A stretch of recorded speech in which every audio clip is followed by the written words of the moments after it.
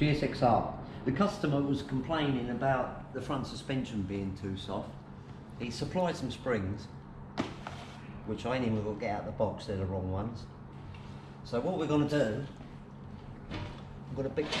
we can't get the right springs for about 4 weeks. So what we're going to do, I've turned up some spacers, which will sit on there. That's the preload adjustment you got, which I think that's about 18 mil. So I've made these 20. Hopefully it'll stiffen it up. I don't want to go too thick in the fluid because of the anti-dive. I put too thick a fluid in it, it will maybe lock it up.